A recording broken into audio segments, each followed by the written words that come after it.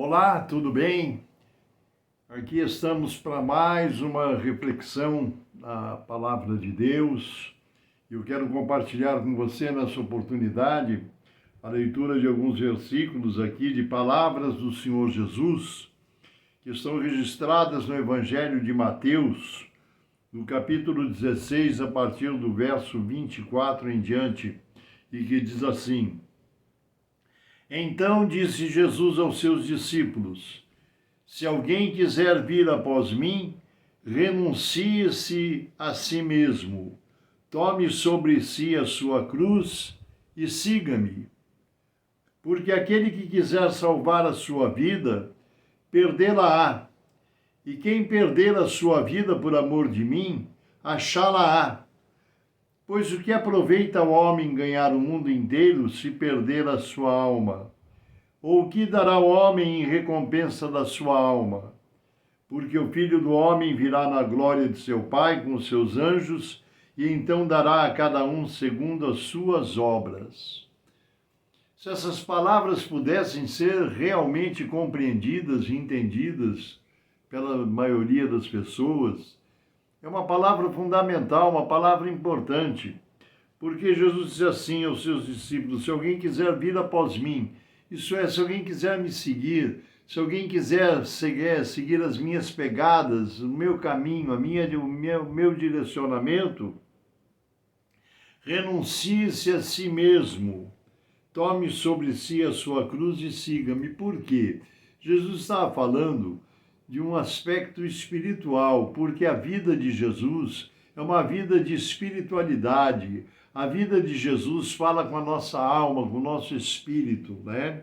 E então, para seguir a Jesus, para ir após ele, é necessário renunciar-se a si mesmo. O que é renunciar-se a si mesmo?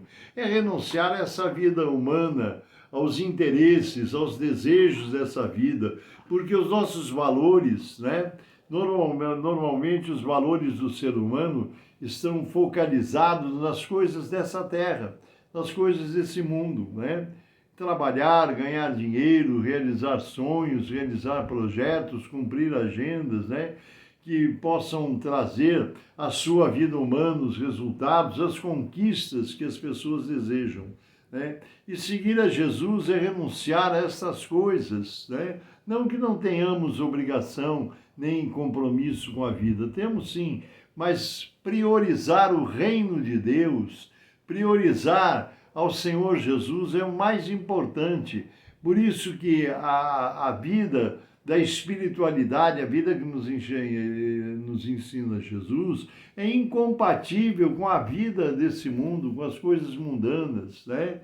É simples de você analisar qual é os desejos da vida do ser humano, de passeios, de viagens, de restaurantes, de tantas coisas, né, que distraem, que levam uma vida distraída, realizar coisas que lhe tragam prazer na sua vida material.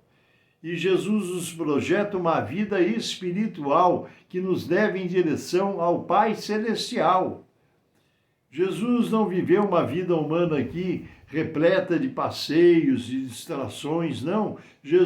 A prioridade do Senhor Jesus, quando nesse mundo, foi anunciar o Evangelho, foi anunciar o reino de Deus, foi ensinar a renúncia às coisas da carne, foi rejeitar as coisas, aos prazeres desse mundo, às delícias desse mundo, né? Tanto que quando na tentação no deserto, quando o diabo se apresentou diante de Jesus, mostrou-lhe, diz a Bíblia, os reinos desse mundo, todas as suas glórias, né? E disse: tudo isso te darei se prostrado me adorares, né? E tentou Jesus com as glórias desse mundo, porque as glórias desse mundo, as coisas desse mundo enchem os nossos olhos da carne. O homem luta, o ser humano luta para fazer conquistas materiais. É uma casa, é um carro, é uma viagem, é um passeio, é se tornar proprietário de uma casa própria, enfim, ter a sua independência econômica, ser dono de uma empresa, ser dono de um negócio, ser um enfim, um empresário, né? São os desejos dessa carne, são os desejos que são lícitos, não são ilícitos. Só que a ilicitude está no sentido de procurar dar prioridade às coisas da carne e negligenciar, colocar a pessoa de Jesus, a sua obra de salvação na face da terra, colocar em segundo, em terceiro plano, não ser prioridade, quando a prioridade é a salvação que Cristo nos trouxe. Por isso que Jesus disse assim: pois o que aproveita o homem ganhar o mundo inteiro se perder a salvação da sua alma? Nesse momento, quando estamos em vida humana, com saúde, trabalhando, realizando os nossos projetos, tal, a salvação da alma não parece muito importante, não.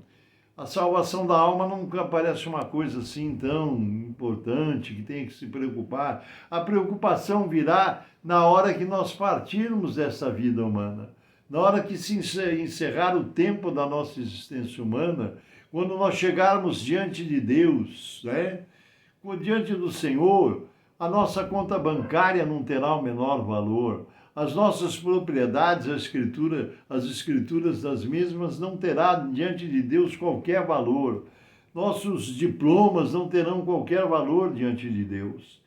Diante de Deus, o que ele vai valorizar é a salvação da sua alma. E a salvação da sua alma só através de Cristo Jesus.